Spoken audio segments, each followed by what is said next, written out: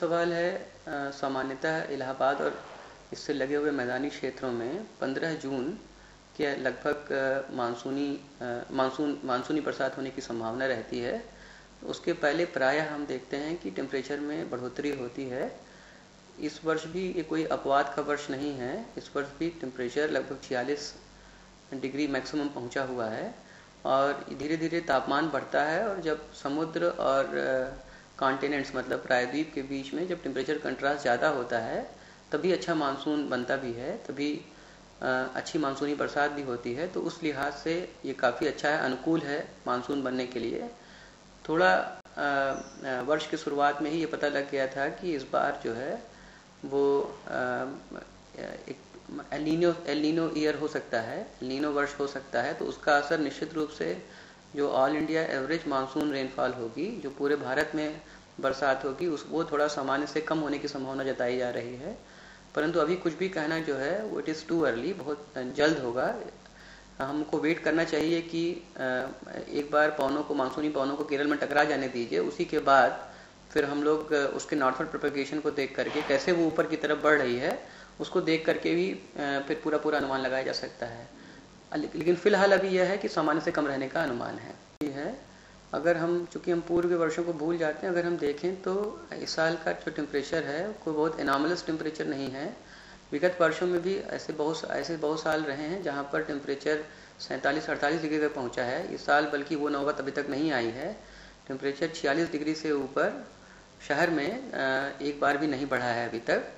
तो ये सामान्य है, ये मानसून के आने के पहले की सामान्य घटना होती है। मई और जून में मार्च में ही, मार्च के लेट मार्च से और अप्रैल के फर्स्ट वीक से टेम्परेचर धीरे धीरे बढ़ने लगता है, आर्द्रता कम होने लगती है। और ये समय आते आते लगभग पूरा ड्राई एटमॉस्फेयर पूरा ड्राई रहता है। कॉन्टिनेंट्स बहुत हीट हो जाते हैं, मतलब प्रायद्वीप में काफ़ी, क्योंकि सूर्य की गर्मी खूब बढ़ जाती है तो टेम्परेचर बढ़ता है।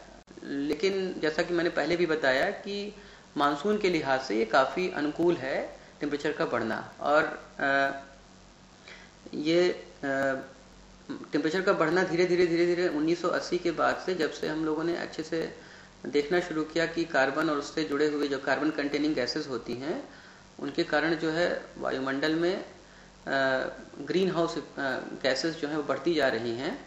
जब ग्रीन हाउस गैसेस बढ़ती हैं तो ग्लोबल वार्मिंग और उससे फिर जुड़ा हुआ फिर क्लाइमेट चेंज, तो धीरे धीरे टेम्परेचर बढ़ता जा रहा है। परंतु ऐसा नहीं है कि जो इस साल का टेम्परेचर है ये पूरा क्लाइमेट चेंज के कारण हो रहा है। यह सामान्य प्रक्रिया है कि 1980 के बाद से धीरे धीरे तापमान में मैक्सिमम, पूरी तरह से संभावना हम लोगों को यही है कि मानसून अपने समय पर ही रहेगा।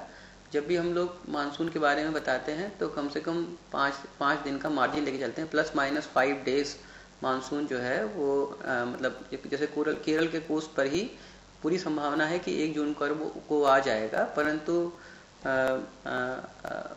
यह 5 जून तक भी खिंच सकता है। तो 1 जून से 5 जून के बीच में केरल के कोस्ट पर टकराएगा। इलाहाबाद में पूरी संभावना यह है कि 15 से 20 जून तक मानसून आ जाएगा।